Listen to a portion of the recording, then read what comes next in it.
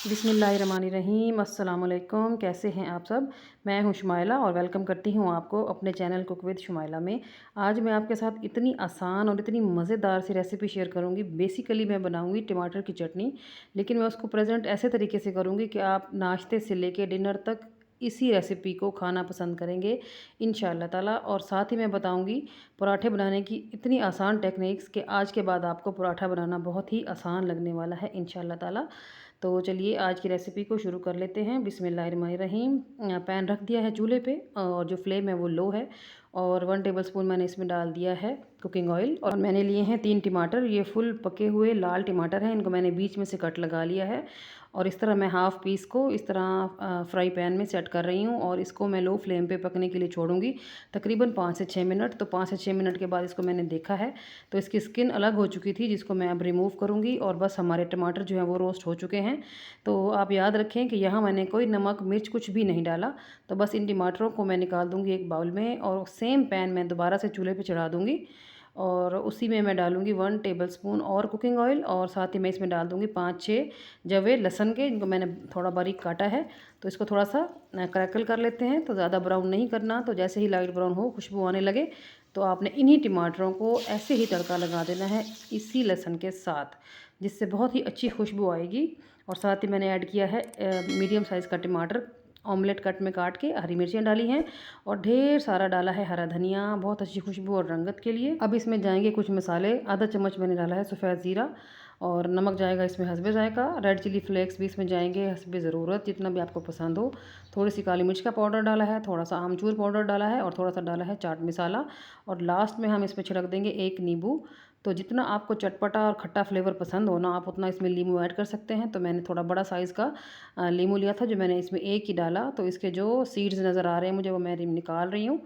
तो बस अब हमारी टमाटर की चटपटी चटनी हो गई है रेडी। तो टमाटरों को थोड़ा सा मैश कर लें, ज़्यादा मैश नहीं करना, क्योंकि टमाटर के चंक्स जब खाने में आएंगे ना, लुकमे में आएंगे, बड़ा ही मज़ा देंगे इंशाल्लाह ताला। तो बस हमारी टमाटर की चटनी हो गई है रेडी। तो अब हम पराठे के लिए आटा रेडी कर लेते हैं। तो मैंने लिया है मैदा।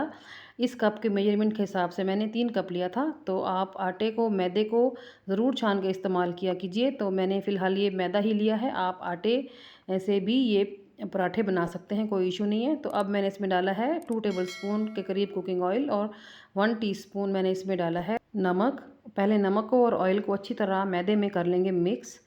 तो मिक्स होने के बाद हम इसको थोड़ा थोड़ा पानी डाल के इसकी हम डो लगाएंगे। इसका हम आटे की तरह प्रॉपर आटा गूँधेंगे, जो कि ना ज़्यादा नरम होगा और ना ही ज़्यादा सख्त होगा। मौसम चूँकि वैसे ही बहुत गर्मी है, तो इसको हमने थोड़ा सा सख्त ही गूँधेंगे हम इसको।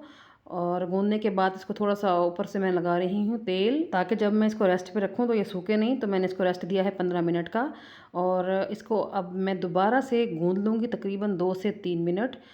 तो ये देखिए, अब वैसे भी ये सेट हो चुका है, लेकिन अगर हम इसको गूँध लेंगे ना, तो इसके रिज़ल्ट बहुत ही कमाल के आने वाले हैं। तो बस ये रेडी है। तो अब हम इसके बना लेंगे पेड़े। तो जितना पराठे का साइज़ आपको पसंद हो, आप उसी हिसाब से इसके पेड़े बना लीजिए। तो मैंने जो है वो मीडियम साइज़ की रोटी के बराबर का पेड़ा बनाया है। तो 3 कप मैदे में 6 पेड़े मेरे रेडी हो गए थे माशाल्लाह से। तो चलिए अब इनको आगे लेके चलते हैं। तो सरफेस पे डालें थोड़ा सा खुश्का या मैदा। तो उसके बाद मैंने एक पेड़ा लिया है और इसको मैं पहले नॉर्मल पेड़े की तरह इसको बेल लूँगी। तो यहाँ पर आप मैदे का इस्तेमाल कर सकते हैं, लेकिन जो नेक्स्ट प्रोसेस है ना इस पराठे का, उसमें आप मैदे का इस्तेमाल नहीं करेंगे। तो रोटी को मैंने बेल लिया है और उसके ऊपर मैं डाल रही हूँ घी। और एक बात और भी याद रखें कि इस पराठे की रेसिपी में सिर्फ घी इस्तेमाल होता है, ऑयल इस्तेमाल नहीं होता। तो घी को मैंने अच्छी तरह रोटी के ऊपर लगा दिया है और अब मैं इसके ऊपर थोड़ा सा मैदा और डस्ट करने लगी हूँ। वो इसलिए ताकि जब मैं इसकी लेयर्स बनाऊँ तो आपस में जुड़े नहीं, ठीक है। तो अब छुरी ले लें या कोई पिज़्ज़ा कटर ले लें और रैंडम सी कटिंग कर लें रोटी की। तो ये देखिए मैं इसको कटिंग कर रही हूँ। अगर आप कटिंग ना भी करना चाहें तो आप इसी तरह इसको रोल करके भी पराठे का पेड़ा रेडी कर सकते हैं, कोई इशू नहीं है। लेकिन चूंकि मुझे आदत ही है ऐसा पराठा बनाने की, तो मैं ऐसा ही बना रही हूँ। तो बस इसके लेयर्स को जमा करके दोबारा से हमने इकट्ठा कर दिया है। ये देखिए मज़ेदार सा रोल वाला पराठे का पेड़ा जो है वो रेडी हो गया है। तो मैंने सारे कर लिए हैं रेडी। इनको रेस्ट मैं दूँगी तकरीबन 15 मिनट का, ताकि ये अच्छे से सेट हो सके। तो रेस्ट देने के बाद अब दोबारा हम इनको बेलने लगे हैं। तो अब मैं इसमें डाल रही हूँ सरफेस पे आटा नहीं डाला, मैंने डाला है घी। ठीक है, 3 से 4 ड्रॉप्स मैंने डाले हैं और हाथों से थोड़ा सा मैं इसको प्रेस करके बड़ा कर लूँगी। अगर आप चाहो तो हाथों से भी ये बड़ा हो सकता है। तो लेकिन मैं रोलिंग पिन भी यूज़ कर रही हूँ। रोलिंग पिन को भी मैंने थोड़ा सा ऑयल लगा लिया है। इसको हल्के हाथों से आपने बेलते हुए बड़ा करना है, ताकि जो हमारी लेयर्स हैं ना वो आपस में जुड़े नहीं। थोड़ा सा भी आपने प्रेस नहीं करना। तो ये देखिए ये हमारी जो हमारा जो पराठा है वो हो गया है रेडी। तो मैं आपको लेयर्स चेक करवाऊँ। ये देखिए जी, लेयर्स वैसी की वैसी हैं। तो चलिए अब इसको पका लेंगे। तो तवा मैंने रखा हुआ है चूल्हे पे, फ्लेम जो है वो मीडियम है। तवे पे मैंने थोड़ा सा घी डाल दिया है। ये नॉन स्टिक पैन है, अगर आप नहीं डालेंगे तब भी आपका पराठा बहुत मज़े का बनेगा। तो फ्लेम को आपने हाई बिल्कुल नहीं करना, क्योंकि हमने पराठे की लेयर्स को अंदर तक पकाना है। तो जब नीचे से थोड़ा सा सेट हो गया, मुझे लगा कि नीचे से पकने लगा है, तो मैंने ऊपर थोड़ा सा इसको ऑयल लगाया है, घी लगाया है। तो इसको वक्तन फ़वक्तन घी की ज़रूरत रहती है। तो आप जो है जैसे ही आपको फ़ील हो कि इस ये घी खुश्क हो चुका है, तो थोड़ा सा और इसमें शामिल कर दें पराठे के ऊपर, और फिर आप देखें पराठा कितना खस्ता करारा और मज़ेदार बनने वाला है आपका। तो ये देखिए जी माशाल्लाह हमारे पराठे की जो लेयर्स हैं वो बिल्कुल सलामत हैं, बिल्कुल, और क्रिस्प आप चेक कर सकते हैं कि कितना क्रिस्पी है। तो मैं आपको करीब से भी दिखाती हूँ कि पराठा जो है वो कितना क्रिस्पी है, और इसकी लेयर्स देखें आप माशाल्लाह से। तो बस मैं इसी तरह करके ही सारे पराठे कर लूँगी रेडी।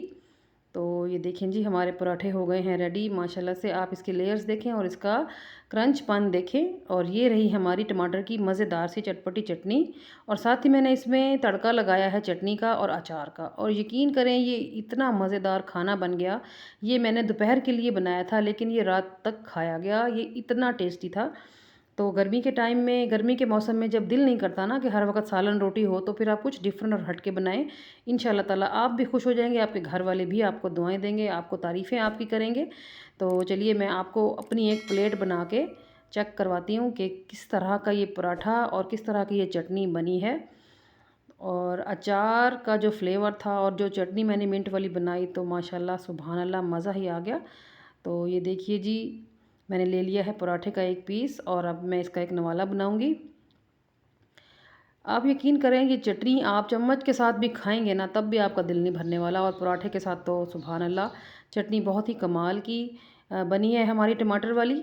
तो आप भी इसको ज़रूर घर पे ट्राई कीजिएगा, बहुत ही आसान है बनाना, ना ज़्यादा मेहनत ना ज़्यादा ख़र्चा, और मज़ा भी दुबाला माशाल्लाह।